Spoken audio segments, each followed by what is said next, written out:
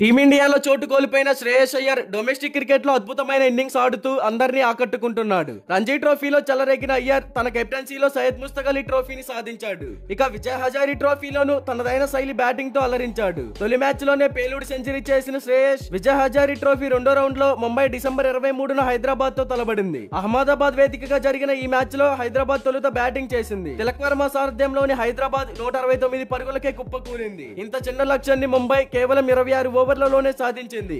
కానీ 7 వికెట్లు కోల్పోయింది. దీనికి కారణం కెప్టెన్ శ్రేయస్ అయ్యర్ తీసుకున్న ఓ వినూత్న నిర్ణయం. ముంబై యువ ఓపెనర్లు ఇద్దరు 44 పరుగుల తర్వాత పెవిలియన్ కు చేరుకున్నారు. అయితే దీని తర్వాత శ్రేయస్ అయ్యర్ లేదా star batsmen Suryakumar Yadav batting కు రాలేదు. బదులుగా జట్టులోని బౌలింగ్ ఆల్రౌండర్లు ప్రమోట్ అయ్యారు. సూర్యాంశ షెట్కే, అథర్వ అంకోలేకర్, శార్దుల్ ఠాగూర్, తనుష్ కోటియన్ మొదటిగా బ్యాటింగ్ కు వచ్చారు. దీని కారణంగా ముంబై కేవలం 67 పరుగులకే 6 వికెట్లు కోల్పోయింది. అప్పుడు సూర్యకుమార్ యాదవ్ ను 8వ నెంబర్ లో పంపారు. కానీ అతడు కూడా 18 పరుగులు మాత్రమే చేసి అవుట్ అయ్యాడు. అలాంటి సమయంలో శ్రేయస్ అయ్యర్ స్వయంగా 9వ నెంబర్ లో బ్యాటింగ్ కు దిగి జట్టును ఓటమి నుంచి కాపాడాడు. అయ్యర్ తన అద్భుతమైన ఫామ్ ను ప్రదర్శించి కేవలం 20 బంతుల్లో 44 పరుగులు చేసి జట్టును 3 వికెట్ల తేడాతో విజయ తీరాలకు చేర్చాడు. కోటియన్ తో కలిసి అయ్యర్ 70 పరుగుల అజేయ భాగస్వామ్యం నెలకొల్పాడు. కోటియన్ కూడా అజేయంగా 39 పరుగులు చేశాడు. అయితే శ్రేయస్ అయ్యర్ 9వ స్థానంలో బ్యాటింగ్ ఎందుకు చేశాడన్నది ఇప్పుడు ప్రశ్న. జట్టులోని మిగతా బ్యాట్స్మెన్లకు అవకాశం ఇవ్వడం కోసమే శ్రేయస్ అయ్యర్ ఈ నిర్ణయం తీసుకున్నాడట. చిన్న లక్ష్యాన్ని పరిగణలోకి తీసుకుని ముంబై తన middle order, lower middle order బ్యాట్స్మెన్లకు బ్యాటింగ్ అవకాశం ఇవ్వాలని నిర్ణయించుకుంది.